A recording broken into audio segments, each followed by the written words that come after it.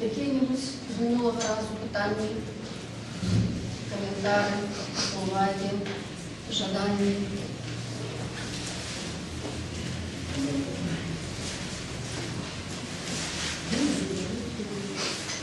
А где были заявления? Где были заявления? Да.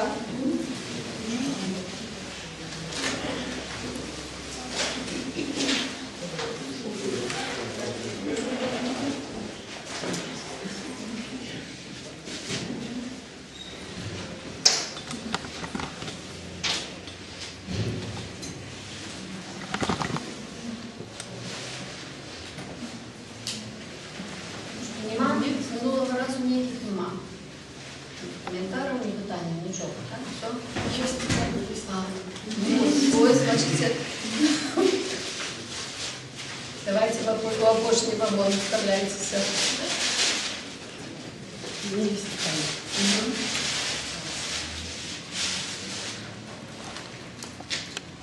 Перше, я поки що рускомовну читала. І чому-то гэта рознаці, гэта одно і тое. Вось ёсць Ханаан, так? А яшчэ ёсць дзень А падвойнае, а є, вось, напрыклад, людзі ёсць. Ну, хананейцы, напрыклад, хананей. Ну, разумееце, розныя буквы яны. Не, в принципе, это то же самое. Это одно и то же. Это то же самое. Это латинскими литерами будет писать, это будет удар. Это краина так называется. Ну, наверное, жихары будут хананейцы. Дык гэта вось менавіта тое, што зараз называюць Израиль, так? Нет, нет. Нет.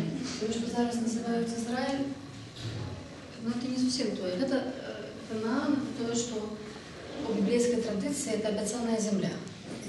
Израилю ее выходит. Он большего помера, это по сущности, это великая частка условного Межземноморья. Это разом с Иорданией, там, когда это все прихопить.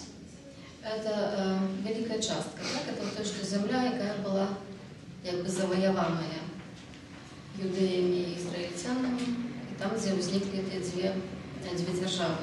Спочатку одна со столицей в Иерусалиме, а потом две, которые распались на Юдею и Израиль.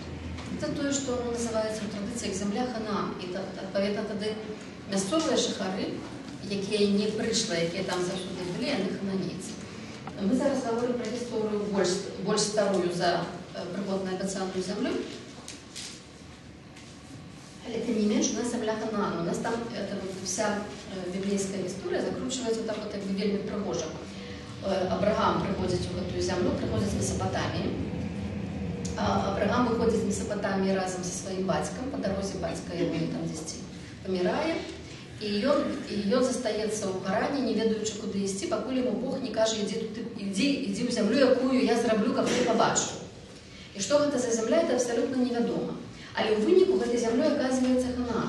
Там нашмат більш складана історія, але от територіально це Ханаан. І коли Абрагам опинається у Ханаані, тоді йому дає Бог обіцяння, що я зроблю тебе гэтак шматліким, як зоры і як пісок, і каже, ось глянь на ту землю, і каже, глянь на поўнач, на поўдзень, на захад і на ўсход, всю эту землю даю табе і твоим нашчадкам. Але тады гісторыя ідзе сваім ходам, і в выніку нашчадкі Абрагама потрапляюць у Егіпет, разам практычна ўсе, ажно до гэтага, до моманту егіпецкага сыходу вялікага. Але тады абяцанне даецца Майсею, што ён павядзе сваіх людзей у зямлю абяцаную. Так. Але яна не называецца ніколі Ханааном, называецца проста зямля абяцаная.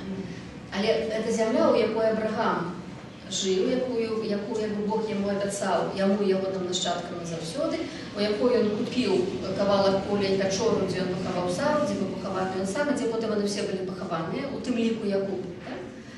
І гэта та земля, дзе пачалася вся гісторыя роду, які стаў народам, які стаў абраным народам. Все пачынаецца на Ханаане. Хаця родам яны не з Ханаана. І мясцовыя людзі, яны хананейцы. Гэта не тыя, што будуць звязаныя з Ізраілем і з Юдэяй. Таму што тыя прыйшлі з Месапатаміі. Тыя родам з Месапатаміі. Яны не хананейцы. Таму там заўсёды будуць праблемы ад Абрагама пачынаючы, каб хананеек сыну жонкі не браў, каб толькі, значыць, месапатамак. Ішлі ў Месапатамію, а тут бралі сабе жонку. Каб род заставаўся чыстым. Але потым, на момант сыходу, калі Майсей выводзіць уже людзей з Егіпту, і ідзе таксама практычна не ведаючы, куды ідзе туды, куды Бог ім скажа, у выніку яны патрапляюць перад тым самым Ханааном, куды Майсей уже не ўваходзіць, але куды потым, пасля смерці Майсея, яны прыходзяць. І гэта абяцаная зямля. І от там потым на гэтай абяцанай зямлі паціху яе заваёўваюць, змагаюцца з усімі хананейцамі, якіх вельмі многа, там вельмі многа розных плямёнаў. І гэта, в прынцыпе, так яно і ёсць шмат розных. Это сістэма гарадоў-дзяржаў. Адпаведна, невялічкіх народаў, якія генетычна паміж сабой звязаны, які все заходнесеміцкай мовою гавораць, але у кожнага свая будзе мова. І яны прыходзяць з Егіпту і гэтую зямлю заваёўваюць. Яна могла бы быць для іх цалкам чыстым аркушом, але насамрэч это не чысты аркуш, бо там былі пахаваныя ўсе іхныя пачынальнікі.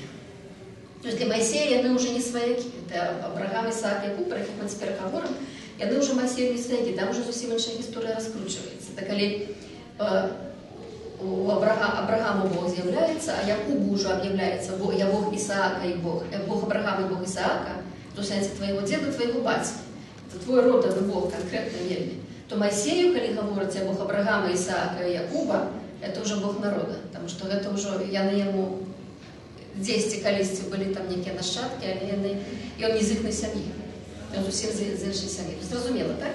І ў выніку Ханаан это атрымліваецца, это ёсць тая абяцаная зямля, у якой потым Иерусалим робіцца сталіцаю аб'яднанай, сталіцаю каралеўства, распадаецца на два і так далей. І далей вся уже зусім іншая гісторыя. Так што, а Ханаан это вялікая тэрыторыя, на якой жыве шмат народаў, якія шмат каралеўства, яны паміж сабою ваююць, гандлююць, між дынастычнымі шлюбамі абменьваюцца і так далей. За нашыя героі, яны ўсе з Ханааном так ці інакш звязаныя, хаця яны не хананейцы. Тое самае, што адбываецца у сучасным свеце. Мясцовыя людзі, яны там як жылі палестынцы, так званыя, як жылі там тысячагоддзі, яны так і жывуць.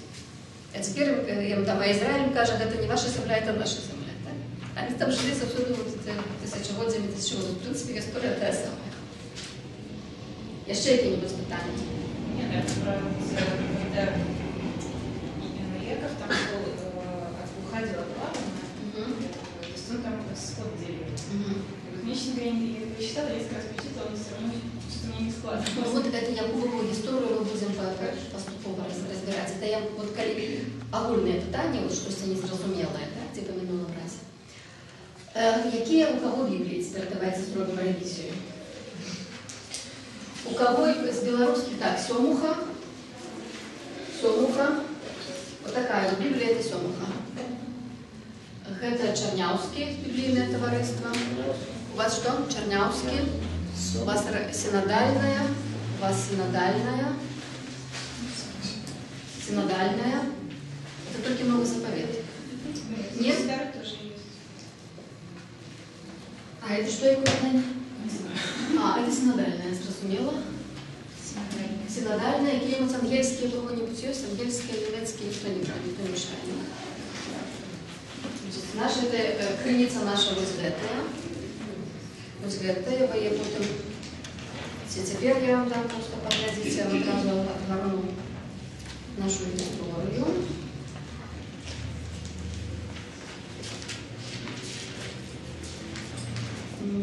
Наша история. Страница наша вот гэтая. Эту никто не читает, да? Да, я всем просто... Это еврейская мова, это мова на фундаментальном еврействе. Я вам обещала знайти еврейский алфавит с перекладом на латинский, но мне треба знайти такой компактный в интернете, как можно было его на эту платформу повесить. Раздрукувати – это тяжкая фраза. Хіба що коли хто-небудь конкретно скаже, я раздрукую там 50 штучек, і тоді всім роздати. Бо легче зробити, повісити, і кожен сам собі роздрукує. Так я поки що не знайшла таких пригожих, але у мене так само на папірках є. Значит, гортань справа налево, безумовно. Читаем справа налево. Все прочитали Якубовый цикл, так? Прочитали. Значит, давайте тогда одразу. Заходьте. Давайте самое першее ураження. Перше ураження Якубового циклу. Що уразило, що там шоковало, чи привело повне захоплення, чи наоборот страшно просто отвернуло. То основная якость человека, которая подобается Богу, это хитрость. Якість, яка подобається, а якість чоловіка, який обрав. Так, значит, это шокует то, что обранный персонаж хитрый, так? Хитрый это мягко сказано. Это мягко. Лучше обманщик. Обманщик. А чому это шокує? Потому что зараз это не лишится добродетельностью. Ну, я думаю, лишится добродетельностью. Ну, зрозуміло, що Бог, значить, шокує то, що Бог обирає недобродетель. Гэта шокує, так? А чому це шокує? Ні, ну це цікаво, розумієте? Це в ogóle цікава річ. Тому що якраз Якуб, це вельми важне питання для розуміння всього цього циклу. Бо ті, хто пройшли через Авраама, бачать, як Авраам так само розвивається. Развивается у Авраама характер у процессе, але не настолько, сколько развивается характер Якуба. Авраам, як ввогуле парадигма ідеального чоловіка, при тим, який так само починає подмальщик. Авраам так само починає, як абсолютно ніхто і ніщо, і подмальщик. Але у його, ён як персонаж розкривається менш, так? Ён розкривається менавіта праз свої стосунки з Богом. Але у виніку ён врастає в эту свою некую абсолютную грандиозную идею человека. И этого и Авраам, по сутности, это мусить отдельный персонаж у человечей литературы, отдельный человек у нашей вот литературы, у нашей цивилизации, кто сапраўды супадае с идеальным собою. Кто вынику супадае, вынику своих перипетий, своего життя, робится максимально великим, максимально, кто робится, я минулый раз вам казала, это кто робится, по сутности, адекватным партнером Богу. И они обмениваются равнозначными посылками. Он своего сына забивает. Никто никого не забил. Нет, я разумею, но он не забил. Кто вам сказал, что я его забил? Я уже. Ну нет, тут такая... Я прочитав, що думаю, який не забив. Ні, впевненості там ні у кого немає, впевненості тільки в тим, що він віддає самого собі. То, з чим він ідентифікується про всю історію, а ідентифікується він з нащадками, з тим, що він буде батьком многих. І єдине, про кого нащадки можуть бути, це його син, і він це віддає, бо без сина він залишається ніхто інший. Тобто, по сутності віддає себе, він в ахвяру приносить все, що він має, всього себе. Приказали, то і не робить. Ну і в этом сенсі, що загадали, то і робить, то не зовсім так. Він завжди робить не так, як йому загадали. Як звичайно це все відбувається. Це як звичайно формула біблійських текстів. Усе справдиться, але все справдиться не так. І ця формула всюди заховується, коли персонаж живий. Так? І Авраам у виніку справді, от і про святу Ахвяру, якраз про те, що він у виніку бачить все, що можна побачити, і все, що було ззаду, все робиться напереді, там от, все текст складано вельми будується, алітераційно, там, по сутності, кожне словце грає одно на одно, там кожна назва, там назва тієї гори моря, що значиться, від цього слова бачить. Там навіть цей баран, якого він бере, який сугучний з вожак, лідер напереді, той, що який ззаду стоїть. Так все, по сутності, грається таким чином, що все, что было сховано, все, что здесь бруилось, все, что здесь не раскрывалось, все абсолютно стало открытым, все вышло наверх. И они с Богом робятся, они с Богом лишь все зрозумели, что отбылось.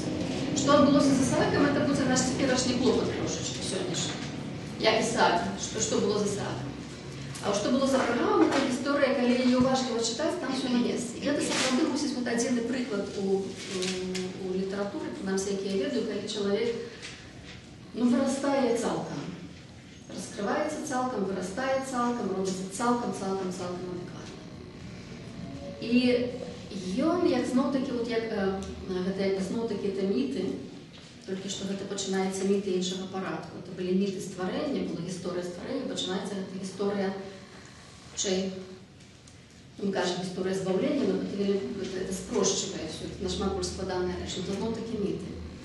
І як усе асноўныя персанажы мітаў, это архетыпныя персанажы. То есть это персанажы, якія гавораць пра вельмі вялікія сутнасці. Асобна, калі фігуруе чалавек, любы, які б ён не быў, он гаворыць пра чалавека як такога. Калі мы гаворым пра першага чалавека ў садзе, это чалавек любы, калі наступны чалавек, які ў нас узнікае, чалавек і жанчына, это зноў-такі універсальна. Каін — это абсалютна універсальная постаць, абсалютна універсальны персонаж, это Каін, это таксама у кожным чалавеку жыве Каін. І наступны, па сутнасці, вялікі персонаж — это Абрагам. І вот гэта таксама парадыгма дасканалага чалавека. А далей мы пераходзім у то, што наша гэта будзе парадыгма зноў-такі чалавека. Але чалавека больш падрабязна прыпісанага, чым Абрагам. І калі мы будзем казаць, што калі вы проста паспрабуеце ахарактарызаваць чалавека любога, які ён будзе дасканалы ці недасканалы, праўдзівы ці не зусім праўдзівы, ён будзе шукаць свайго ці будзе ўсяго сябе аддаваць на бонкі. Вот калі проста вы будзеце казаць пра звычайнага чалавека. Звычайны чалавек, он будзе якраз такі, які ёсць Якуб. То есть чалавек, які шукае свайго, які падмане, які ашукае, якога ашукваюць. Чалавек, які жыве так, як ён жыве, які грандыёзных нейкіх планаў перад сабою не ставіць, які ідэі стаць боскім абраннікам і стаць роўным партнёрам Богу, ён сабе гэтага не ставіць. А хто ставіць, скажыце? З вас. Да? И то есть, по сутности, все мы Якуб в этом смысле, так? То есть Якуб — это зноў-такі універсальны персонаж. Але чым Якуб адрозніваецца ад Абрагама, менавіта вельмі выразна тым, што ён расце ў сваім характары. Ён мяняецца ў сваім характары. І тое, да чаго Якубу выніку прыходзіць, это зноў-такі парадыгмальна, это зноў-такі універсальна для ўсіх. І тое, што Якуб робіцца пачаткам абранага народа. І вот это якраз пытанне, што Бог абірае недасканалага, пра што сведчыць? Што мы все абраныя, што все принамсі можам быць, да? Гэта не тое, што выбіраецца Ной, які больш за ўсіх спадабаўся. Ной быў такі праведны, он такі добры быў Ной, мы выбралі Ноя, а все астатнія хай сабе ў паводцы загінуць. Ной перажыў паводку, і што Ной робіць пасля таго, як перажыў паводку? Садзіць вінаград, робіць віно і напіваецца да сініх чарцей. Але прынамсі там была прэтэнзія на дасканаласць, што Ной быў лепшы за іншых, у Якуба гэтай прэтэнзіі не.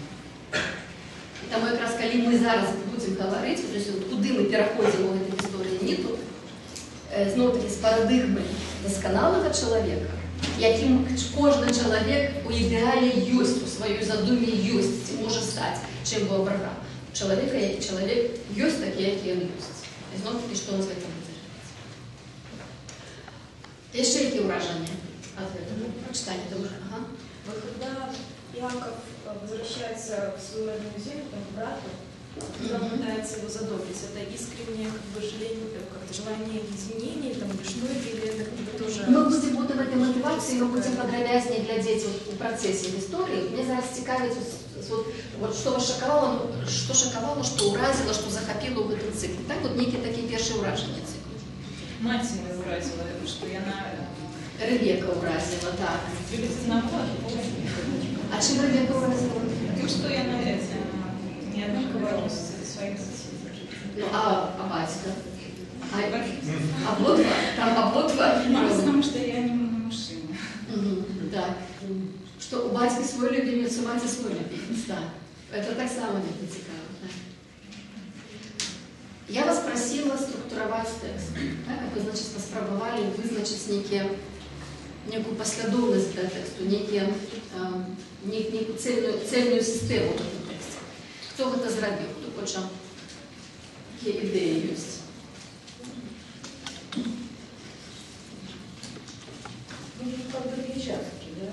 Египет, а другая часть Египет сам Жунин.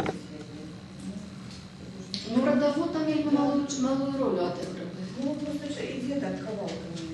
Ну, родовод тут про нас писаны, в принципе, туды. В принципе, все структуровано. Когда мы читали это вот от початку до конца, все разделы, які я вас просила, там это вельми цельная история. Там история Якуба гэтым не заканчивается, але вот гэтая цельная история, якая одним дыханием написана и рассказана, она заканчивается. Вот эту историю там треба с вами поглядеть, як она побудована. Ну, давайте будем это позитивно. Давайте разом. Так, на язык. Можем почему.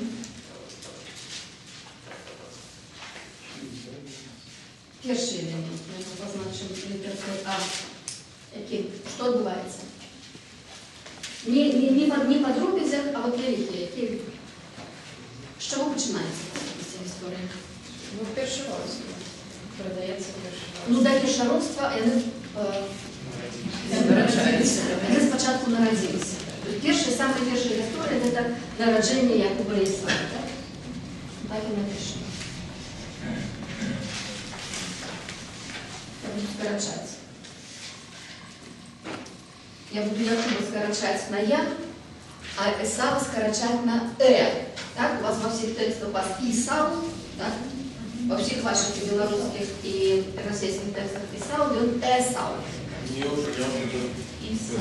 Чернявского Эсау. Ну, Изау это уже на латинский лад интервокальное «с» робится звонким. Эсау.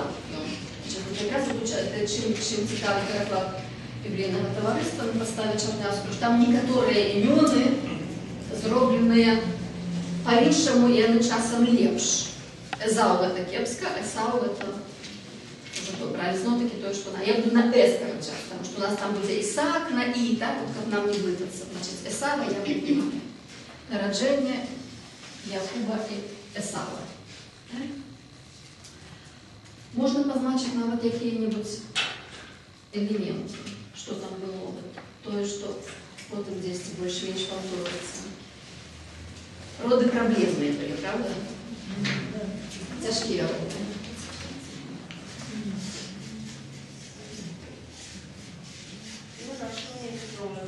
Что? Вынашивание тоже тяжелое. Так, ну вот это все, вот это вот тяжкая тяжарность, тяжкие роды, ну и по сути, ну, Ребека, так, можно ее позначить, Ребека тут персонаж самый важный.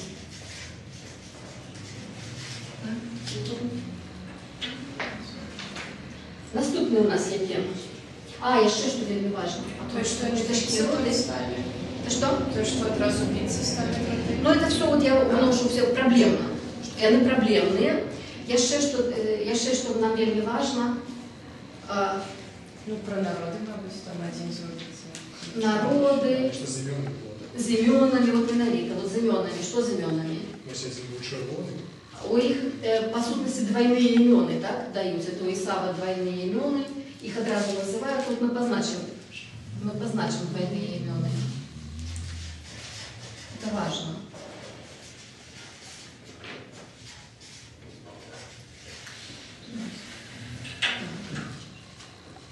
Элемент «в».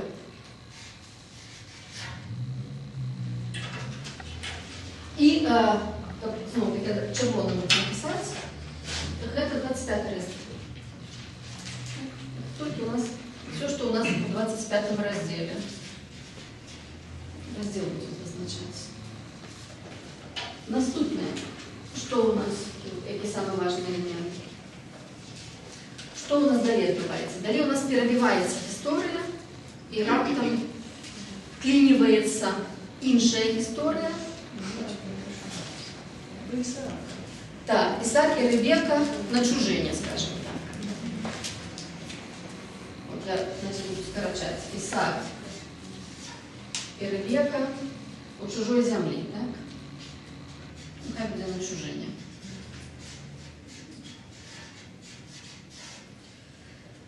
Так, это 26 раздел.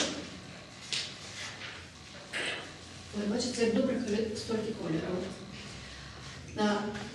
Как зеленый не будет, если я возьму и тут и синим напишу. Какие тут основные элементы? Что тут важное? То, что я за сестру. А то, що видає її за сестру, це так, це худший сувязь з попереднім циклом. Там от, а для чого не видає за сестру? Каб його не забили. Каб його не забили. Її це обертається, по сутності, погрозою гвалту. Так?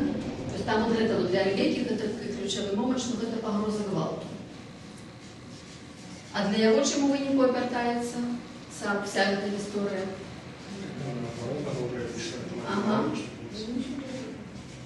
А можно спитаться? Можна. То есть там будут такие филистимский король или Малик, да? Так. То есть просто история за бэкграунд, но это то же За самое. плата то саме. Ты как ты сам говоришь, что ему нажал это счастье. Ми дойдемо до этого. Ми дойдемо. Ну, в принципе, это альбо то самое ім'я, альбо это як парко для всіх королів Єгипту. В принципе, може бути і так. Это, в принципе, може бути якби, коли це ім'я, то це може бути той самий персонаж, який просто от кочує. І чому він кочує, це дуже своя історія. Це може бути просто той самий ім'я, а може бути як титул гаранських королів. Абімелех это означает мой батька-король. Ну, было бы да, человек. Ну. Приходите, как вы поцелуйте. И сейчас поцелуй. Так, раз за разом, можно сказать. Але вот это слушно вы говорите, чим это обертається у виніку? Багаття. Багаття придбане якраз от этот подман, так?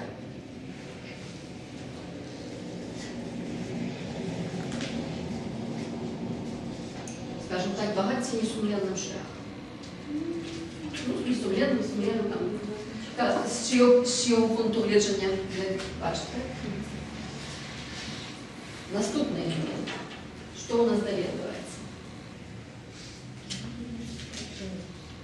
Так, наступне, це ж Пешаровство. Значить, що Якуб краде у Ісава Пешаровство.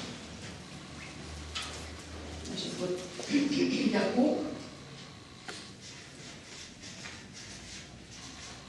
то есть, правильно, не Пешаровство, это благословение. И Якуб краде у Исава. Это 27 раздел. Почему в 25-м в этом тоже? В 25-м, то, что в 25-м он не краде, все-таки, в 25-м он купляет. И он его подманывает, и он-то Исава, безумовно, подманывает, але все-таки он его не краде. Потому что тут вот этот подман уже совсем жесткий. Это тоже как бы перебороться для благословения? Ну, чему Исаак хотел благословить одного сына и не хотел благословить обоих, это, скажем так, питание до Исаака. Исаак планує щось собі. І потім, коли пам'ятаєте, коли приходить Ісау і каже, пока мне хоть что-нибудь благослови. Ну, каже, сорі, все, не було одного благословенства. Тобто, його просто вже не догониться. Його неким чином от одно благословенство, він його хотів віддати тому сину, якого він любив, а у виніку Якуб вельми жорстко його обманув. Тобто він його скрав, так? Які тут будуть важні елементи? Тут, вот, чтобы я позначила, это то, что было пророцтво про Исава и его исполнение одразу, так? То, что батька говорит.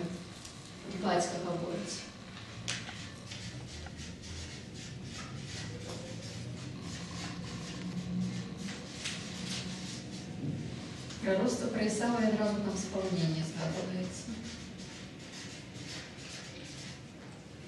І що ще важно, що вельми важно, це неровність поміж братами.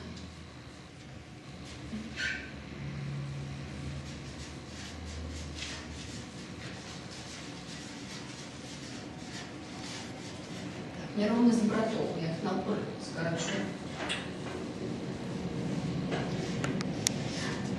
Элемент D. пророцтва, как вы маете на увазе про то, что я буду Якуба там ненавидеть, то есть это помех. Остатній, так. Наступне, який ключовий момент наступний? Вельми важний момент. З Якубом зв'язаний. Тобто Якуб уже кинувся на утьоки. Що відбувається в його? Ні, там все, наступне, після одразу важне для нього сон. Это сон, это богообъявление, да? Богозъявление, как хочется, да? Одену в Бетеле. Я скорочу, вы зрозумела, что богозъявление, так? Богозъявление у Бетеле. 28 раздел у нас.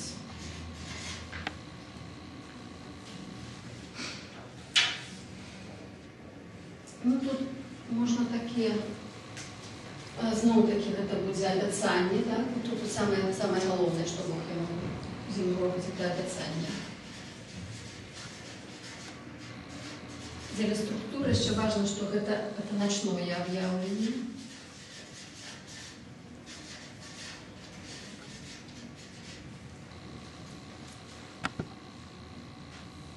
Ну, може, знов таки то, що це вертання у Бетель, так? Бетель позначено. Хай собі.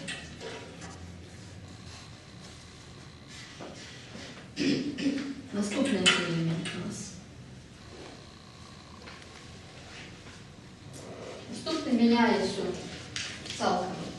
Міняється сюжет. Якуб зустрічається з Лаваном. Далі вони прилеплені один до одного.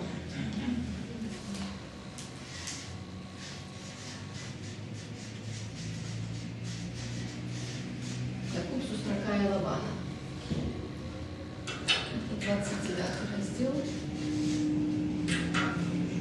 Там шма, что ли, называется. Там на момент зустрічі ключовий персонаж – це Рахеля, звісно.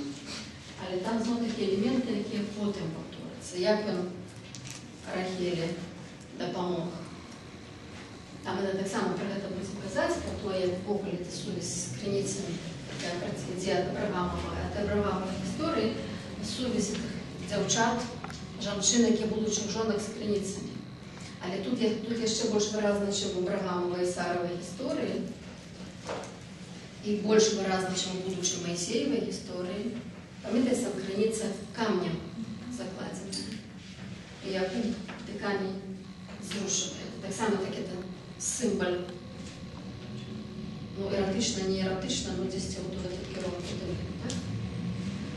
Это буде, я напишу просто камінь. Але я маю на увазі, що це зрушення камня. Зрушення камня, тут такий на момент. І там є ще, що і ну, таки той, що повториться потім далі аналогічна ситуація, це будуть, він Рахель одразу цілує, так? Він поцілунки там починаються.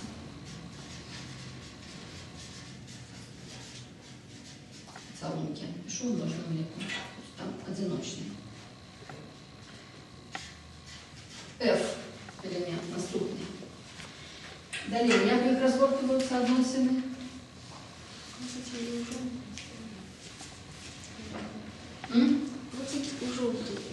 Ён просить у жонки.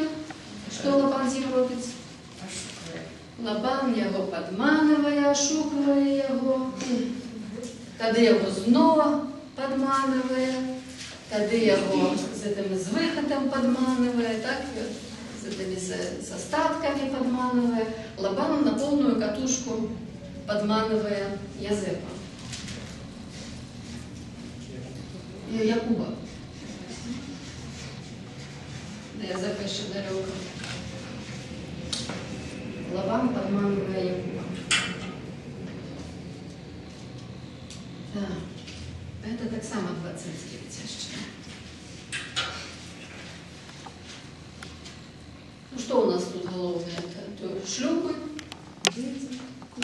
дітей ще нема.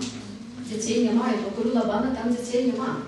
Дзеці то у нас далей якраз. Там ягоныя два шлюбы, ягоная служба у Лабана і тое, што ён пастух. Все ягоныя статкі. Але вот видно, что он был в текстах 20 годов, да? А як выходит он из его, то где это уже удалось? З лічбамі там все гэта складана. Так. Спачатку, так. Наступны лінія. Гэта якраз як можна тады сказаць нараджэнне сыноў. Так? Вот гэта вельмі важны момент.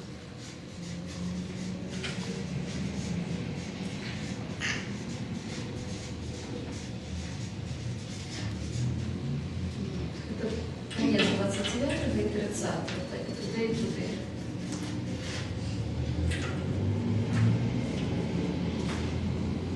Не будем ни с чем его ассоциировать.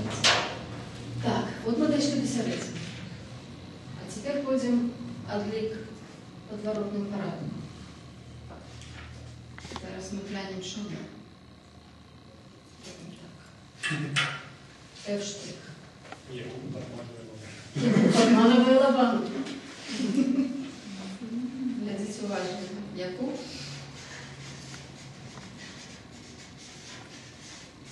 Якуб подмановый Лабана.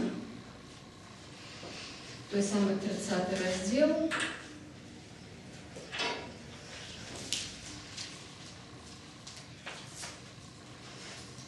И у нас тут элементы совпадают. Там так само пастух, так само ГТ. Так само все ГТ. Все истории с пастухами. Наступная линия. Відповідно буде у нас єштрих. Що відбувається? Якуб сходить від Лабана, так? Утікає від Лабана, чи покидає Лабана, можна просто сказати.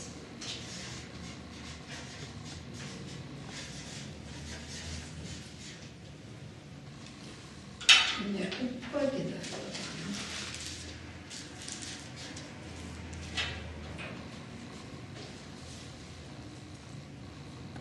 Что у нас тут відбувається?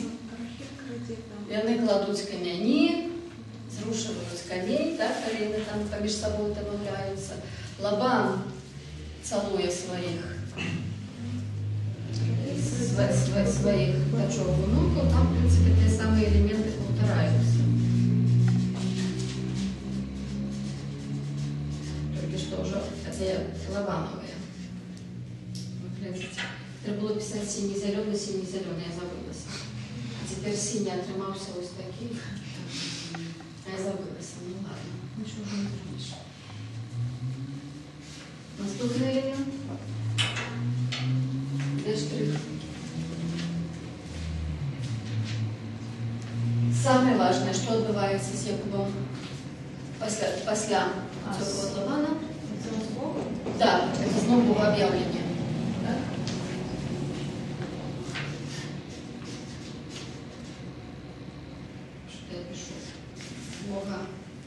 Богоз'явлення, так? Якуб б'ється з Богом, так? Богоз'явлення, тільки що вже в даденому випадку, це у Пеніелі.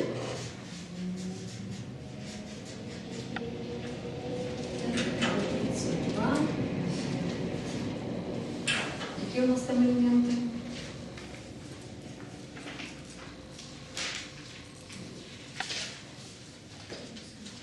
Ночное объявление, вертание в Бетель. Все на месте.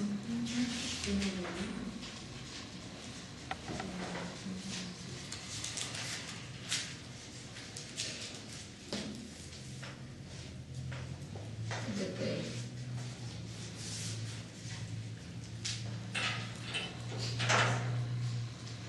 С'. Что у нас называется?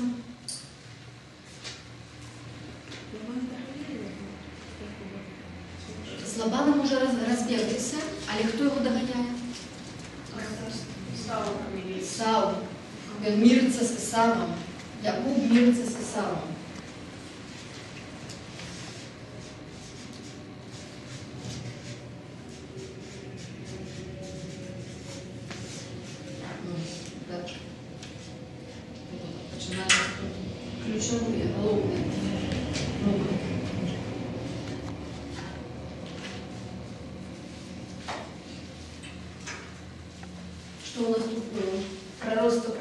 Дата исполнения, все на месте. Все это есть. Снова тут будет.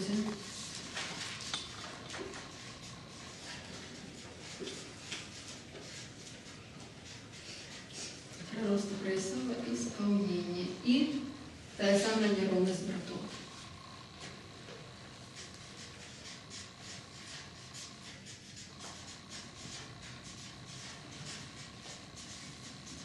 Я уже протон написала, а не борт. Б штрих. Что у нас далее? Халта бывает. У нас Діна на чужині, так? Знову таки вклінюється цілком інша історія, яка нікуди та Якуба, докладна як тут. Я напишу Діна, хоч вона, звісно, легше писати Дина, я напишу таким більш звиклим іменем. Діна на чужині, так?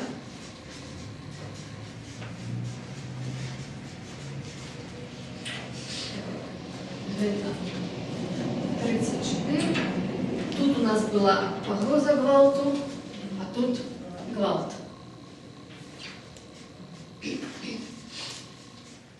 И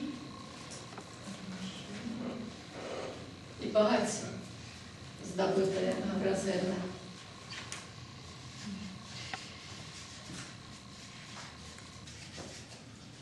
Все на месте. Ну, там здорово, там гвалту много было. Это иншая история, или поглядите, просто я там все рифмується. А бошня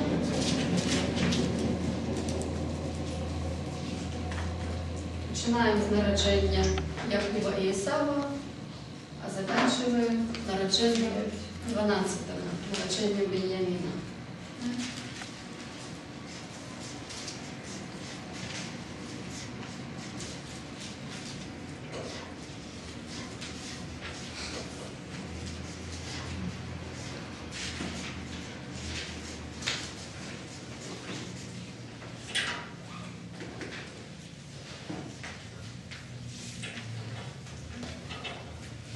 Елементи, які повторяються, знову тяжкі роди, ще горше, ніж там.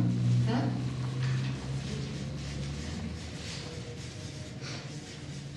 Знову, що з іменами? Двойні імени, знову мать так називає, батько так називає.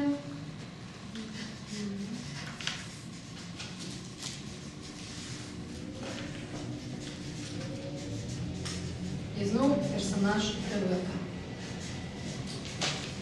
Маті. Просто можна маті було не забути. Тепер глянемо разом на всю эту структуру. Вот. Это более классичный библейский текст, то, что мы называем словом хиазмус, хиастичная структура. Грецкое слово. Сюда я напишу.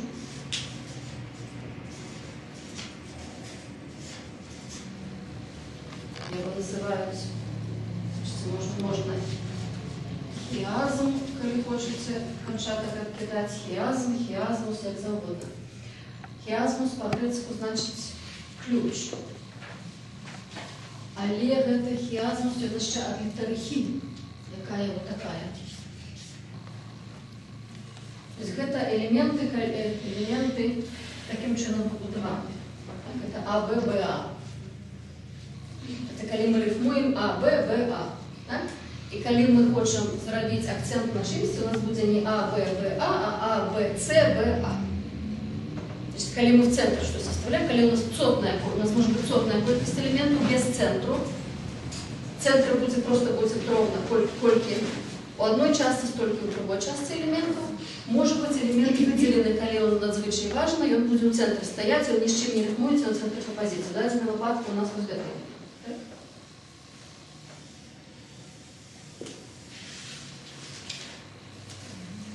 Народження синов. Вот для циклу это надзвичай важно. Не властно для Якуба, але для всей истории. Да? Астатнее мы глядим, что все дублируется абсолютно симметрично.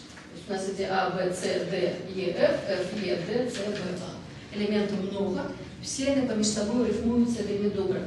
І рифмуються, коли читач уважливо, це согляди, читач не пропустить гэты аднолькавыя элементы, якія закидаюцца ў розныя гісторыі.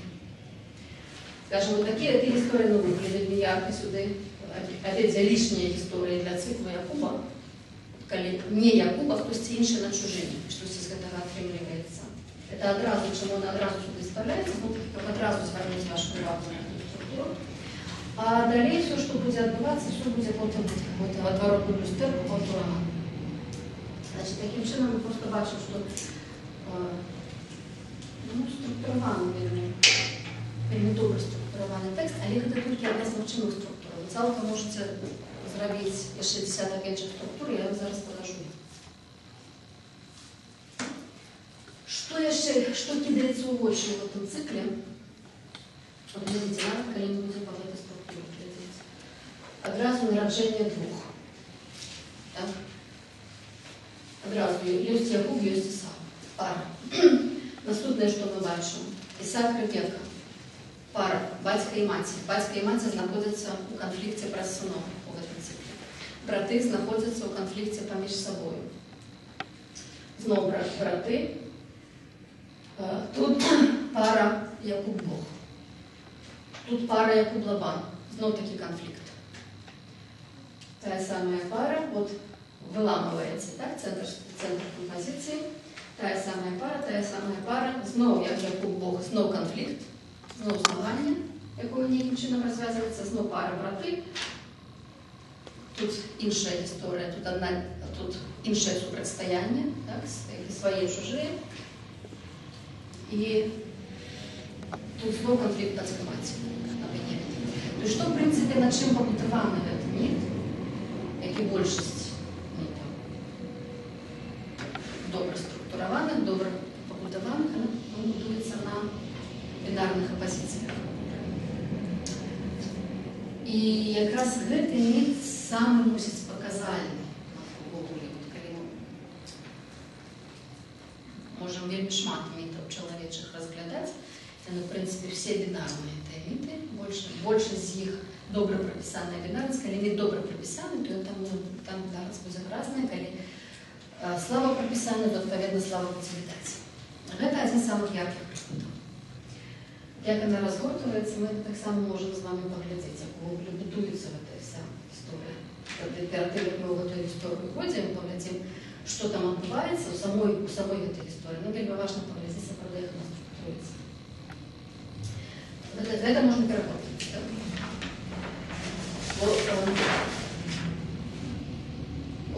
Здесь в 20-м столетии кинулись робить структурный анализ митов. Таким вот пионером и самый великий герой был Клод Леві-Строс. Чули? Всякі треба, так, глядяться. Якраз от підходимо до міту, як до логічної структури, яка здольна розв'язати, переодоліти усі свої суперечності, які ви є. Вот это та історія, якраз, яку ми маємо, історія Якуба, вона в цьому сенсі мусить бути саме також. Що з його отримлюється? Отримлюється це не просто шерох бинарных оппозиций, а отрывливается спираль, какая закручивается из этих бинарных оппозиций, и она будет крутиться, и крутиться, и крутиться, и крутиться, в зависимости от сюжета, покуль не прийти до развязки. Вот покуль ее далее нема куда крутиться. То есть есть некий момент, когда все развязалось, когда все пришло до своего завершения, когда идея, какая закладена в этот мит, нарешті выказана, реализована, скажем. А до этого вот будем вот это накручивать в этой спирали. Тут спираль вот тут не намалюем, треба ее вот так вот наливать. Ну, попробуем это не переносить рабочий. Да? Значит, самая первая бинарная позиция, самая головная, это у нас батька со старейшим сыном versus мать с молодшим сыном. Вони поміж собою все знаходяться в опозиції. І це центральне базовая, основная оппозиция сюжета.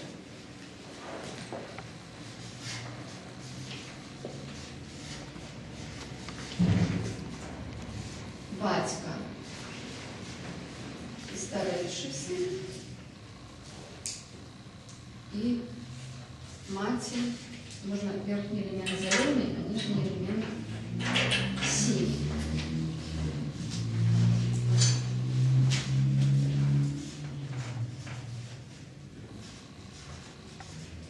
На чому полягає ця опозиція? От поглядіть. Заместо гармонии относінаў ёсць оппозиция. Калі такие элементы вступаюць в оппозицию, калі ёсць бацька супраць маці, старэйшы супраць малодшых, як вы видите, куды хто дзе належыць, хто куды потрапляе, хто павінен в этой ситуации перамагчы? Бацька павінен перамагчы маці. Чаму?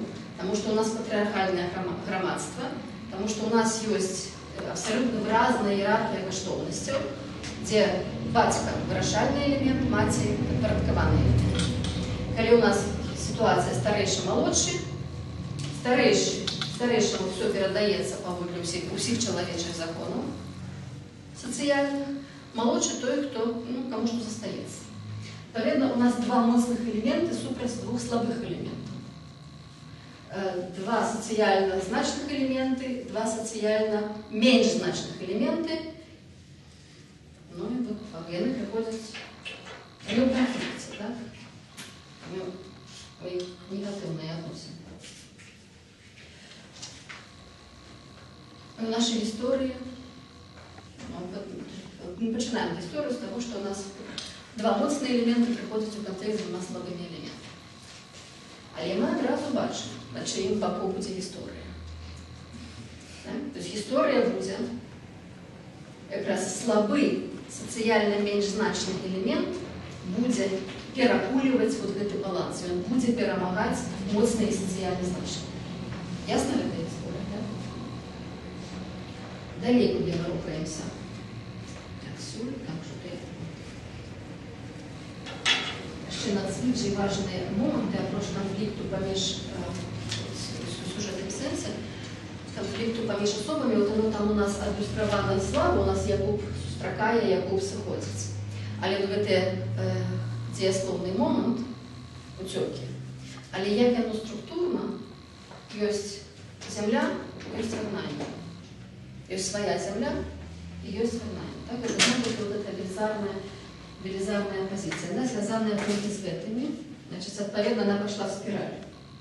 Это не параллельно. Это не тычется батьки старейшего сына, это тычется матери молодшего сына. Оппозиция земли и выгнания. То есть есть земля, тут нет выгнания.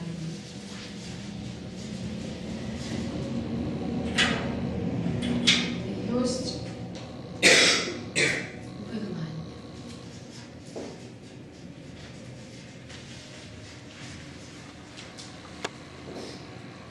это вельмі важный момент во всех этой истории.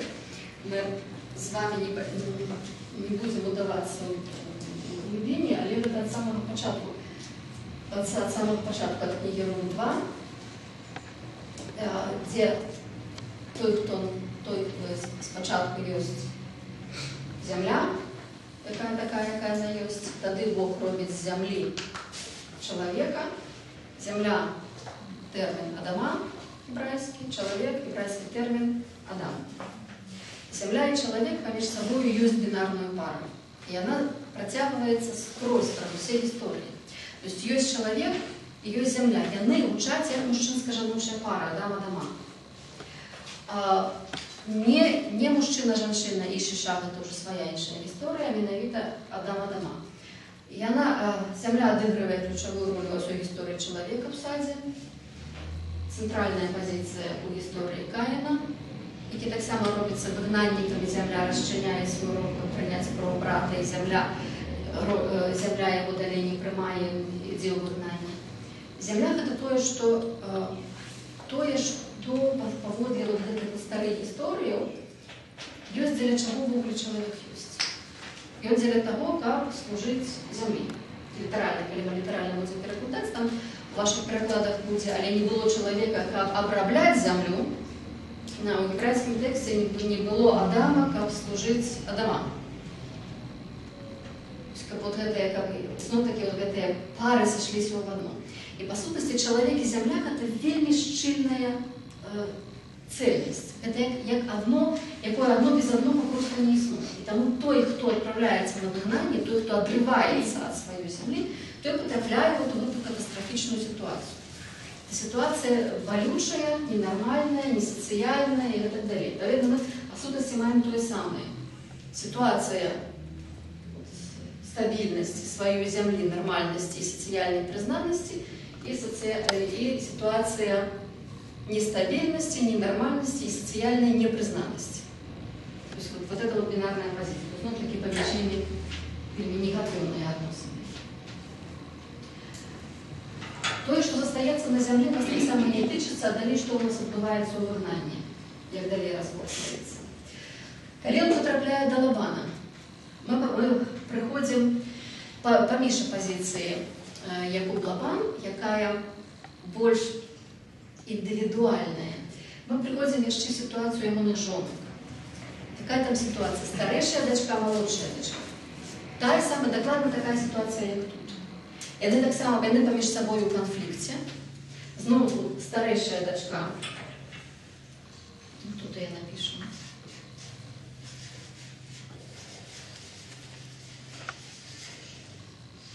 Гэта тое, з чым сутыкаецца на выгнанні.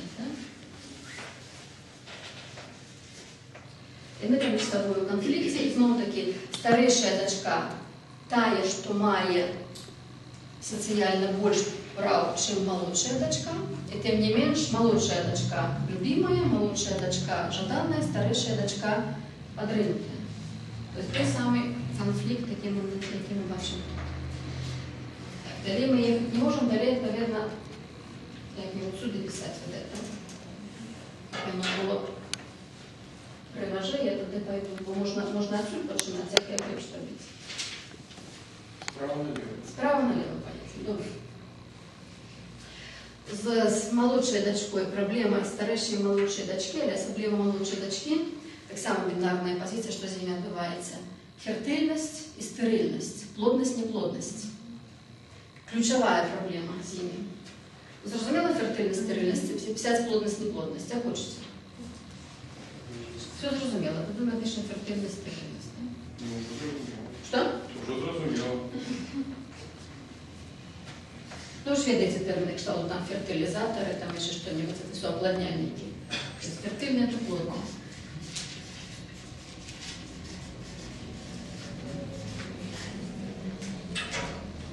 У вас стерильность это, отповедно, не плодность, так? Ой, что-то. Вот. Так, стерильность.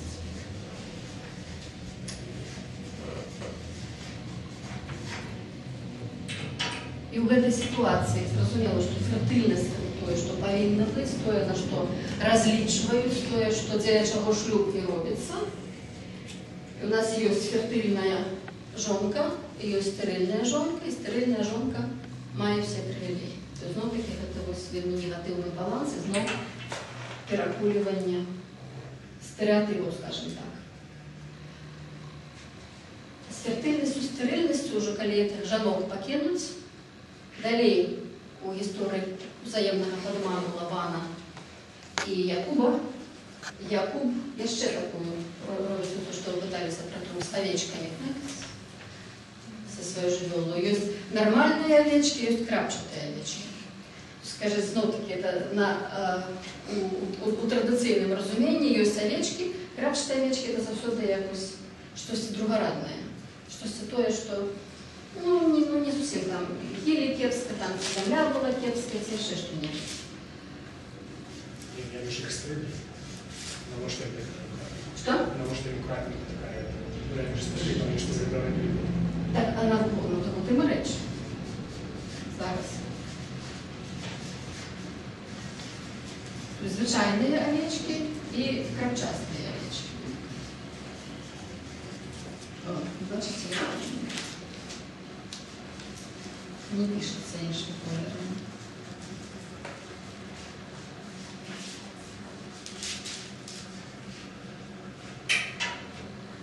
На гэтым полягае сутнасць падману.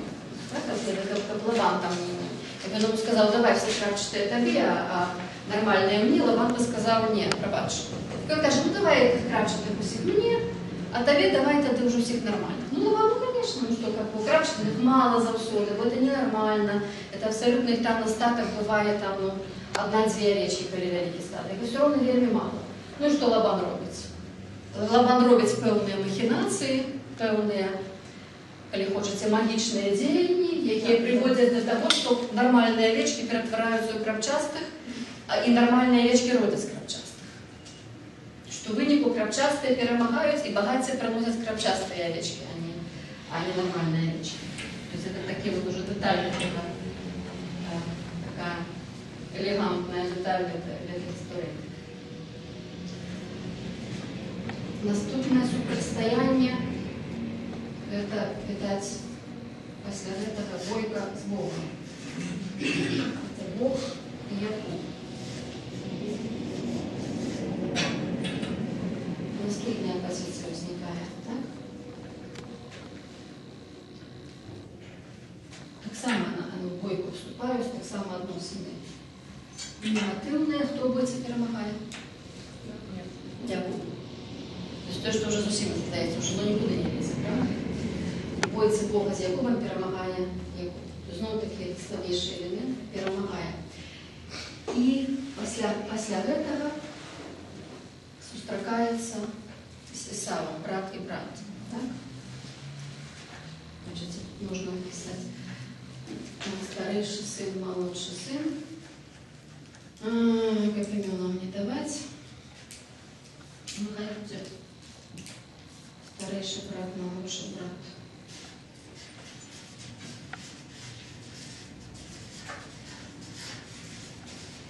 Розниця, бачите, з першим? Розниця.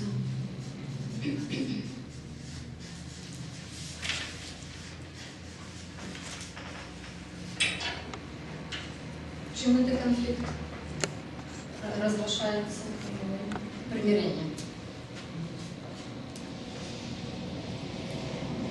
Все, дали не могу довести. Спираль дошла. Спираль вычерпалась. Так? Я больше не могу развиваться. Она тут может крутиться кольки завгодно, але она доходит до своего абсолютного завершения. Як це завершити, якраз буду з вами глядіти, чому це абсолютне завершення. Поглядіть, яка різниця, з чого починається. Починається з питання синов, скончається питанням братов. Це зовсім різні речі. Тобто вся історія починається сімейно, родово, соціально, скончається особисто, індивідуально. Брат-брат – це відносини я-ти. Это симметричные отношения, які приходять до гармонії певним чином. От історія вся приводить нас до этой гармонии, на этом завершается. Потому что вся история, когда мы ее будем крутить по этой спирали, это вся история Якуба, это по сутности, это вот по конфликтах мы можем вести до бесконцности, конфликт батька-мати, социальное и экзистенциальное, бачимо, кожен раз социальное и стабильное оказывается подпорядкованным тому, что не повинно быть. То есть кожный раз однольковая модель. Кожный раз абсолютно синяя, перемагая зеленая. Кожной ситуации. Але кожный раз это чему вуглися в этой конфликте? Потому что вот это синее, это слабейший элемент, это социально меньше значный элемент. Натуральным чином. Это вот просто, ну, такие, это паза Якубовым циклом, это паза любым митом, это просто то, что в природе любой элемент, який менш значно соціально, якому менш дадено, від якого менш чекається, з цим не згаджається. І у його завсюди виникають проблеми з ідентичністю. З висвітленням, хто такий я. Що я такое, навошта я, на питання навошта я, на самого початку історію знає. Але задає його мать, навошта я. Вот это вот пытание Якуба. И вот поглядите, как Якуба крутить, ну, всю эту историю, как Якуба крутить, как он подманывая Исава, коли его вот питание с идентичностью повстают, это его ключевые питания. Каждый раз, коли спробує себе идентификовать, что здесь отбывается, новый поворот сюжета. Первая идентификация яка є, коли його питання «Ти хто?» Питається у його, хто перший раз його питається, хто це такий? Батька, так? І він приходить до батьки з їжею, яку мати наварила, батька питається «Ти хто?» Ну, питання нормальне, так? Для чоловіка, який шукає свою ідентичність. І що він каже? Я Ісав. От з чого починається його вигнання. Це момент, коли він себе ідентифікує з кимось абсолютно іншим, що йому ніяк не супадає, і йде далі. І от у цій історії на питання «Ти хто?» йому знову задається. І що він відказує? Коли вони б'ються з Богом. Бог питається «Ти хто?» І він каже «Я Якуб». Але це він сказав, пройшовши всі ці спіралі. І як тільки він сказав Якубу, тут він знаходить свою ідентичність, і його ідентичність імгненно міняється. Імгненно набуває інше вимірення. Бог що його на це відказує? Він каже, ти більше не будеш Якубом, а будеш Ізраїлем. Як тільки він приходить до само по собі, він одразу робиться радикально іншим. По сутности, это история про это. Вот в этой всей этой спирали про это. И у этого у его больше нема проблем с братом. Коли он становится Якубом, а с Якуба он вырастает в Израиле, у него не может быть проблем с Ятой. Он где кто такие я. И там вот этот конфликт развязывается. У Каина конфликт не развязался, у Якуба конфликт развязался. Вот это знову-таки, чому це абсолютно парадигмальна історія.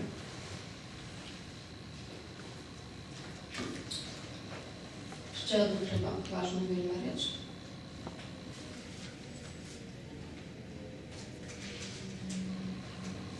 Треба віддати ще одну програму. Ще одна важна річ у всій циклі. Значить, ви може питання якісь на цей момент? Я все-таки разумею, в первом пункте у нас были подвойные имена. Ну, вся эта история. Исав называется Эдомом. Тут же, что? В 25 разделе? Да, в конце 25 раздела. Якуба зовут Якова, Исава называют Исавом, Якуба называют Якубом, а потом после вельми хутко Исав перетворяется в Эдома. И тому его назвали Эдомом. Мы до этого с вами дойдем, до речі. А Якуб? Как правильно? Ні, Якуб зостається. Там тільки у Ісава історія. Я думаю, не обов'язково повинна бути вам літерка у літерку. Так? Там просто вам якби намеки даються на те, що це паралельна історія, рифмованна історія. З бинарными оппозициями... Пожалуйста. Почему именно почему момент рождения сына? Чому народження синов? Тому що вся эта історія как бы міт про створення народу. Сама по собі, скажімо, коли ми будемо її з вами читати, нам вона буде більш, видать, цікавая з пункту гледження становлення особи. Але у Біблії вона має функцію становлення народу. І Якуб, Ізраїль, він народопочинальник. І от у гэтым сенсе ён больш важны за Авраама. Ён тут про Ісаака гаворка не ідзе. Ісаак увогуле такі теневый персонаж. Авраам вельмі важны персонаж, але центральный персонаж, увогуле центральный персонаж, адзін з центральных персонажаў усёй гебрайскай Бібліі, это Якуб. А чаму он центральный персонаж? Тому што ён дае пачатак абранаму народу. Это не просто обранный народ, так? Мы потом, когда, не веду, мы, видать, до идеи народа с вами не дойдем, там можно просто литерально пару слов сказать зараз. Идея обранного народу – это не этничная идея, это не этнос опирается, это идея народу как такого. То есть, таки, когда мы говорим про человека, мы кожны раз говорим про любого человека, про парадигму человека, про идею человека. Когда мы говорим про идею народа, мы говорим про идею народа как такого, любого народа. Чому вельми важно, щоб це обраний народ, а важно, що обраний чоловік. От з чого ми почали сьогодні. Бог обирає не праведника незвичайного, причому праведник, ще вельми пригоже, це святий, у кадош, у єврейській мові означає «отділений». Само слово «святость» – це слово «отділеності», «іншості». Якраз контакт, який Бог устальовує з чоловіком, контакт з таким чоловіком, який він є, а не такий, який він у чиїхсь ідеалах і мроях. А такі, які він є. Відповідно, коли Якуб обраний, можете з цього, коли хочеться, робити висновку, що, в принципі, кожен обраний. Кожен може бути обраний або обраний. Інше питання, коли кожен обраний, як він гукається на свою обраність. Але обрання – це не є справа ідеалів. Это справа реальных живых людей. То же самое з народами. Народ, який ідентифікує себе з Якубом, з Ашуканцем, з подманщиком, з чоловіком, який пройшов вельми складаний шлях, який не був ідеальним, який не був лялечкою такою одразу привоже зробленою, де все на місці. Народ робиться обраним. То знов-таки кожен народ, який би він не був, він обраний. Чому гэты народ конкретно нас цікавить? Тому що гэта той народ, який у Авраамовой історії розказується про те, що от тебе зроблю таким шматликим, як зори і як пісок, тобто як весь світ. І праз тебе усі остальні народи будуть благословені. Тобто гэта криниця благословення для всіх інших. І гэта потім передається Якубу. Тобто Ісак у нас вилітає з цієї історії. У нас 3 патріархи, Авраам, Ісак і Якуб. Коли ми кажемо про історію патріархів, от Ісак, от ви трошечки у нас Исаака было в Авраамовом цикле, вот трошечки у нас Исаака в Якубовом цикле. То есть Исаак у нас такие центральные, неистотные персонажи.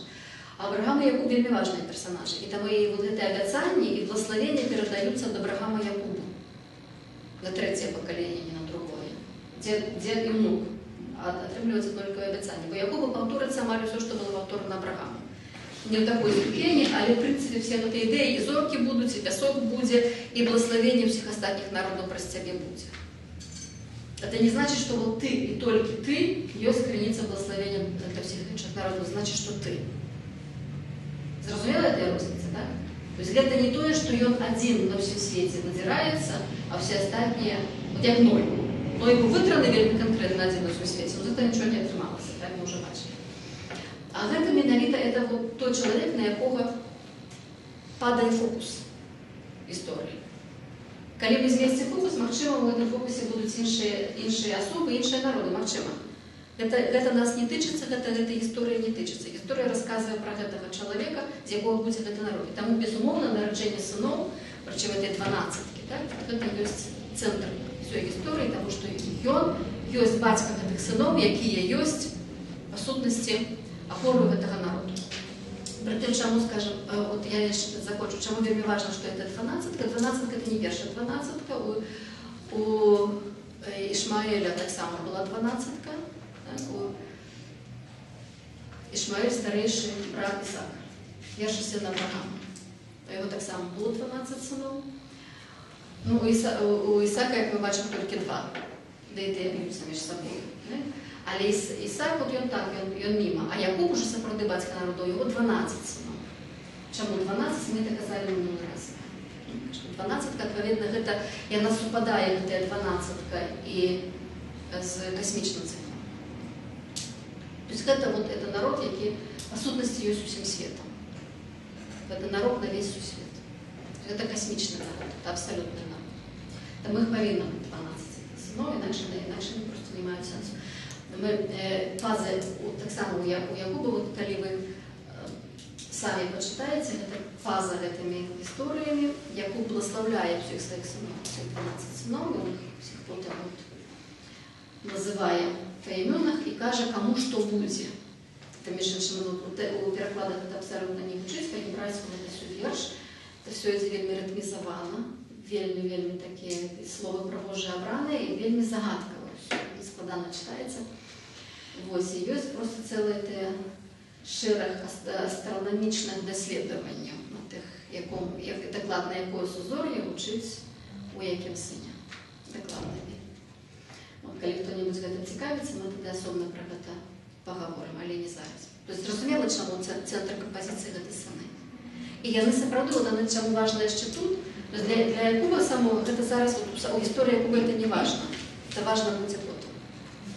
В истории Якуба это просто вот важно то, что жонки помеж собой бьются, своих служанок ему подают, как перемагчы одна одну, что в выніку его нараджаются дети. Але это вельмі важно для большей истории. Ага. В 31 главе упоминается, что когда Лаван догоняет Якова, здесь вот идет там монолог у Якова, тут он говорит: если бы не был со мной Бог отца моего, Бог Авраама и страх Исаака, там тогда что страх Исаака? Страх это у тым самым сэнсе, у якім страх перед первозаходящей величинёю. Это не жах, это не кошмар, а вот то абсолютное такое шанование. Перед Богом. Так. Так а почему это у Исаака? Потому что сказать, что он Бог Исаака, то в этой ситуации ему не выпало. В принципе, он Бог Исаака так само, але для Исаака он уже Бог Авраама. Вот у самих историй, як они разгортывают, у Авраама навпростовый контакт с Богом.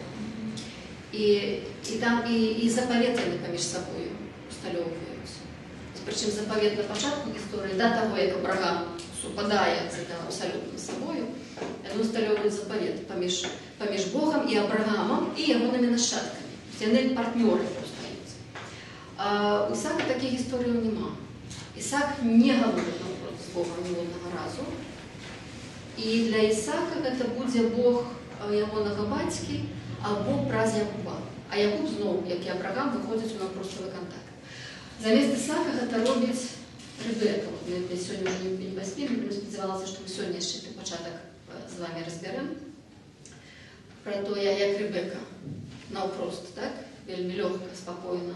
У її питання возникло, вона пішла з Богом поговорити. Ну и она спыталась, и он отказал, нема проблем. То есть у Исаака абсолютно такого нема. Абсолютно таких относин у нигде нема не зафиксовано. Тому що то, що Исаак шанує Бога, то, що він перед ним у страху знаходиться, у страху это не негативное значение. Это вот як у нас вот по-хебрайську, ну, в принципе, то же самое. Нема інших сродків мови сказати. От як у ангельській мові, наприклад, «оу». Так, вот то, що означає страх, але страх такий, вот таке вот, захоплення, или, ну, перед чимсь вельми великим, коли себе відчуваєш вельми несимметрично з чимось. Это вот гэтага плану страх. У нас в мові так само, як і у єврейській, нема сродків сказати по-іншому. Тому страх Исаака, это в сенсі, вот, кого Исаак шанував, боявся, служив, поклонявся, але тих відносин не було. Ще, що я вельми хочу вам показати структурно, важна вельми реч, на структурному зровні, на сюжетному зровні, як эта бинарная позиция раскручивается. Самые разные узровни, ну, все структурные узровни. Значит, по сутности, сюжетно, это у цикла три части. Это до Лабана, Лабан и после Лабана. Три великие частки, які будуть розні і часово, і географічно.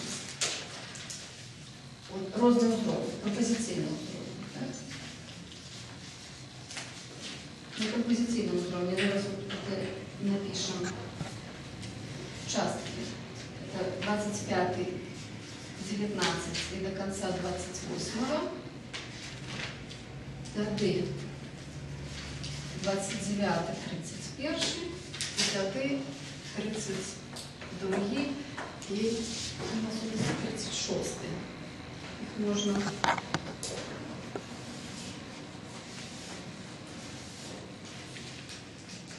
выразить вот так вот. Центральные персонажи. Якуб Исав, Якуб Лабан, І знову як описав. Географічно.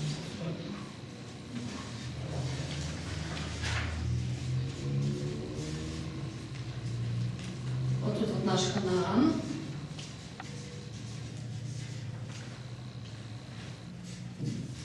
Гаран. І знову Ханаан.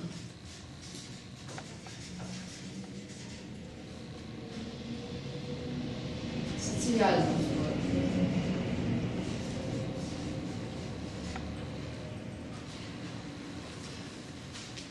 Тут відбувається, як це знову таки сказати, просто рисковання. Бо тут це буде якби соціальне сутикнення, от то, що по лінії батька-маті, це все по лінії батька-маті, по лінії посудності. Але патріархат. Так? І от тут от буде батькове оселище, то живе разом з батьком. То есть это, скажем так, патрилокальное жилье, патрилокальная резиденция. Патрилокальное, зрозуміле слово, це складано? Зрозуміло, так?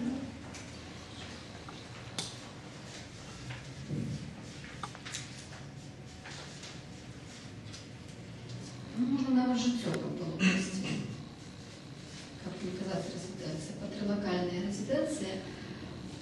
А тут, вот тут уже, коли так, это же термином латинским, матрилиниарный шлюб. Так? Зрозуміло. Шлюб по матчинной линии, с матчинными свояками. Зрозуміло? Так? Это будет тут патрилокальность, тут матрилиниарность. Ну ясно? Не повинно быть складно.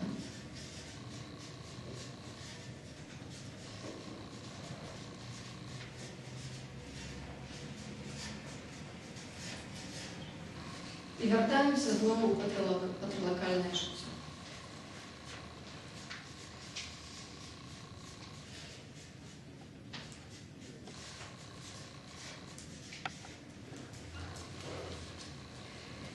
І один з от які працягвае сацыяльны, але тое, што ўжо больш на метафарычным узроўні.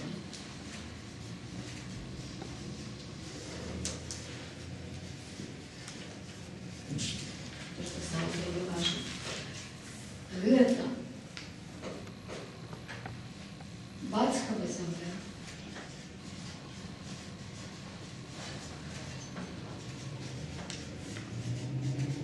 А гэта матчная земля.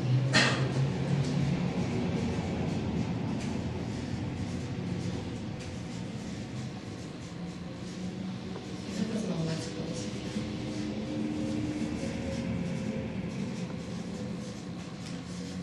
Это по сутности вся позиция батька, маці,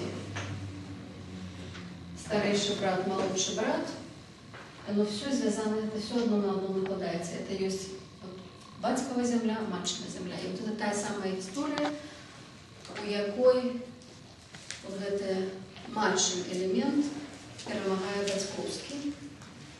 Це одна з самих один з тих елементів, який шокує читача в этой історії. Тобто, по сутності, мать з молодшим сином виграють всю лотерею. И по сутности центральным робится и матчина земля, и все, что отбывається у матчиной землі. Батькова земля є на початок і конець усього, але все, що відбувається значного, все відбувається на матчиной землі. Уже начали такі складання речі, не буду більше вас не крутити. Але я хочу говорити, не дуже зрозуміти. Які з цим питання ще? Я сподівалася сьогодні, що ми тут перший елемент, вот той вот А, про народження сина, у нас вже нема часу сьогодні. Ну, ми тоді будемо шпарком наступним разом вести. А давайте зараз просто за тим агульним циклом, за структурою ми всім скончимо. Які у вас є питання, ці ідеї, ці коментарі?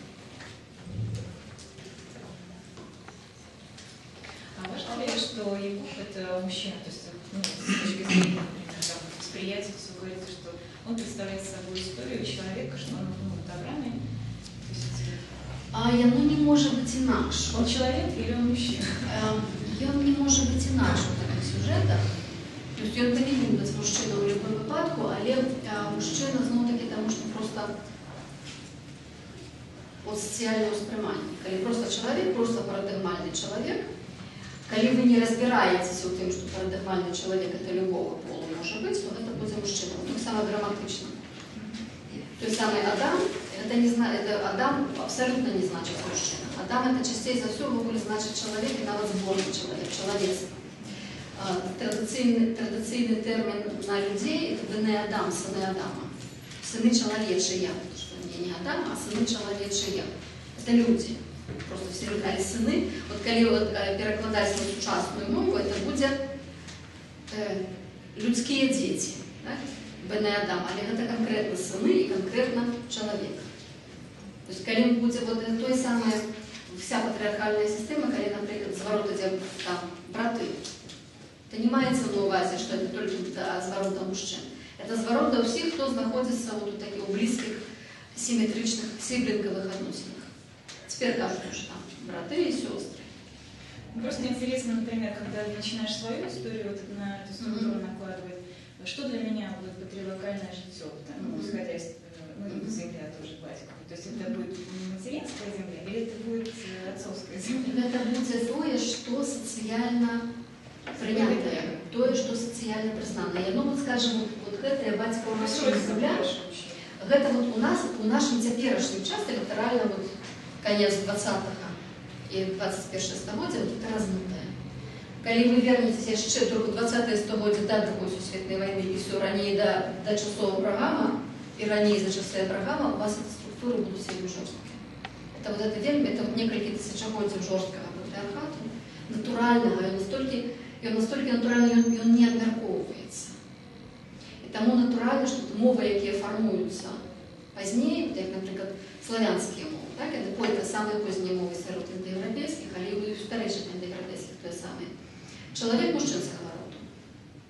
То есть уже вот женщина, это уже особая истота. Вот докладно то самое, что у нас в другим разделе. Когда у нас есть человек и женщина. У нас есть Адам, Адам это не мужчина, это и мужчина, и женщина, это все равно. А это не меньше мужчинского рода. Человек это мужчинского рода. Любая женщина это человек. А слово грамматично мужчинского рода. И жаночего рода только женщина. То есть докладно то самое, грамматично, вот это, в поздних мовах, это все мужчинского рода. По решті патриархату, скажем, у тех самых славянских мовах, батька, так? То, что батька, вот мать и батька, батька має форму жаночого роду.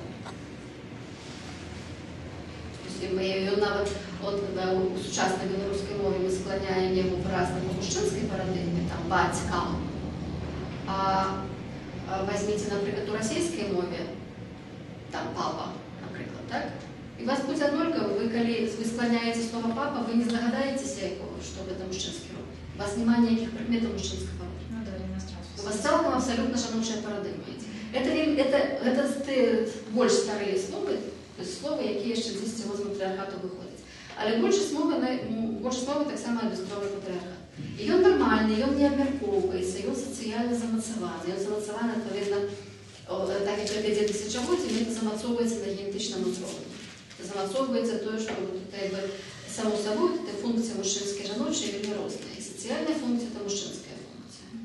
І воно у різних громадствах вельми по-разному програється, але сутність залишається та й сама. Що мужчинський елемент соціально більш значний за жіночий елемент.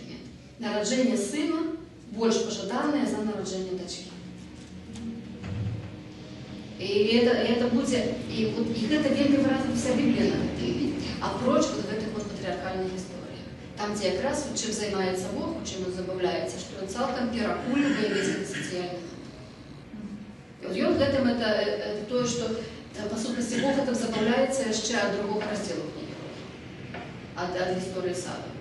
Когда там идеальный человек, у якого все в порядку, вот он сидит себе у саді, і он его садит, помещая его в чудовный сад, дзе все на месцы, все добра, і кажа яму вот, адзіныя указанні, кажа, што вот з гэтага дрэва не еш. Все еш, а гэта не еш. Адзіны ён стараецца штосьці з ім зрабіць гэтым чалавекам. Ну, а то і не еш і не еш. То і садзіць себе спакойна і сядзеў па доскону. А тады это Бог кажа, нядобра чалавеку быць аднаму. Нядобра. Ситуация Богу не падабаецца. Человеку абсолютно падабаецца ситуация. Человек абсолютно комфортно сядзіць у цудоўным садзе і служыць зямлі. Адам служыцца дома. Все. У яго ягоная пара. Зямля. Яму не трэба іншай пары. А Бог кажа, нядобра. І кажа, трэба яму памочніка. І наганяе яму жывёлу. А то ён паглядзеў на тую жывёлу, паназываў іх рознымі імёнамі і далей сядзіць. То есть не атрымалася памочніка свайму жывёлу. То ему все равно, жывёлы, там цэлую плойму наганяе, добра, ён іх інтэграваў свой комфортны вельмі свет. Ну, тады далей працягваецца спроба перагуліць баланс. Тады ўжо з гэтай жывёлы, адзін з этой жывёлы, змей, так? Які якраз перад тым, як гэта змей, потым тады ўжо што Богу рабіць, так? Што Богу рабіць? Калі ён яму паказвае, не еш гэтага, так? Ну, і не есть. Наганяе не добра быць аднаму, наганяе жывёлу. Ну, і нагнаў жывёлу, вот тады ён з яго вычленяе жаночы элемент асобна і робіць жанчыну. Той паглядзеў на жанчыну, ну, жанчына вельмі добра, ну, жанчына ўжо все прыводзіць да ладу. То есть баланс перакульваецца цалкам. Той комфортны свет, у якім сядзеў чалавек, знікае, потому што ён уже ёсць чалавек. Але пара застаецца чалавек і жанчына. Там тэрмін мужчына ўзнікае толькі калі чалавек гаворыць, што костка ад маёй косткі, цела ад маёго цела, і пакіне мужчына сваіх бацькоў, прылепіцца да сваёй жонкі. Толькі там, дзе толькі ён у вельмі выразных адносінах з жанчынаю, там робіцца мужчына. А ва ўсіх астатніх сітуацыях там это вельмі складаная гісторыя, мы не будзем пра гэта казаць, тому што сапраўды вельмі складаная. Але ён застаецца чалавекам. То есть яна чалавек, але яна вот эта частка з яго вычлененая асобна ў асобную структуру, якая якраз пакліканая на тое, каб выканаць эту Божую волю перакулення балансу. То есть тое, што патрабуе развіцця. І вот у выніку яна спрыяе таму, што яны это дрэва, у якое Бог тыкнуў, все ж таки яго памацалі. Подвойственность человеческой натуры получается? Гэта не падвойная натура, гэта адзінкавая натура. Это вельмі складаныя адносіны чалавека і жанчына, это не мужчына-жанчына. Калі мужчына-жанчына, там будзе свая бінарная пазіцыя. У чалавека і жанчыны няма бінарнай пазіцыі. Бінарная пазіцыя чалавек-зямля. Чалавек – это істота зямлі, зямная істота, якая тут народжана, якой тут все на месцы. І гэта што мужчына, што жанчына. Але далей у той гісторыі, калі раскручваць, там, дзе жанчына вычленяецца асобна, ён, каб стаць, чалавеку, каб стаць бінарнай пазіцыяй жанчыне, яму трэба стаць мужчынам. Але зноў-такі, калі даюцца вырокі пасля ўсяго, што адбываецца са змеем і з плодам дрэва, жанчыне у болях нараджаць, а чалавеку, не мужчыну, а чалавеку у болях служыць зямлі. Там абсолютно, там вот пераклады все на гэтым пролятаюць, потому что там абсолютно аднолькавыя словы ўжываюцца, яна у болях нараджае, ён у болях працуе на зямлі. І пасля чаго, калі все вырокі сказаныя, ён абсолютно радасна кажа, што і вот называе яе Хава, потому что яна будзе маці ўсіх жывых. Тое, што у нас в Еву перакруцілася. Хава, якой этымалагізуецца словом хая, жыць. Ну, жыццядайная, штосьці вот такого плана. Толькі в один корень, в один корень, а не два. И вот и потом вот уже раскручиваются адносіны уже по іншай схеме. То есть у человеку все ровно вырок будзе з зямлёю, штосьці будзе не так. И это только у жанчыны, там уже там своя история. Значит, там это человек и жанчына, история, она не симметричная. А вот тут батька-маці, тут полная симметрия. Тут полная симметрия, то есть тут полная вот это вельмі шчыльная бінарная пазіцыя. І бацька-маці, старэйшы сын, малодшы сын, які ў выніку перарастаюць у брат-брат. Нават у той, што там мы пісалі, там старэйшы брат, малодшы брат, а нават не так важна. Там можна проста брат-брат. Адносіны паміж братамі, якія прыходзяць да развязкі, да гарманізацыі. Яшчэ што? Для чего было своего отца красть богов? Что? У отца зачем было забирать богов? А навошта Рахеля пакрала тых богов? Ну а як яна будзе без богов кудысьці выбірацца? Ну не будь чужими, ну что самое важное для человека. Свои же боги, она их и побрала. Она просто не могла абсолютно с ними расстаться. Як того, что было красти? Она просто себе без них не уявляла. Ёй что, ёй той Бог Абрагама треба? Ёй не треба той Бог Абрагама. У їх знов-таки своя програма у матріархів. И она просто, знов-таки, это нормальная, это месопотамская дзяўчына, у яе свае багі стаяць, якія ёсць там, колькі іх, мы не ведаем нават колькі іх, 20, 10, 15, мы не ведаем. Але яны стаяць, это ж тое, што якія сімвалізуюць сувязь абсалютам, сувязь з боскай небачнай рэальнасцю. Ну ясна, што она забрала. Ну, да ясна, што я ж кінуўся, і галоўная прэтэнзія была, дзе мае багі. Ну, яна ж пачынае хлусіць, абсолютно вартая жонка свайго мужа. І ён так падманывае, што не разбярэш, і яна так падманывае, што не разбярэш. Яна так падманула свайго бацьку, што ён яе расцалаваў расчулена. Яшчэ удзячна ёй застаўся.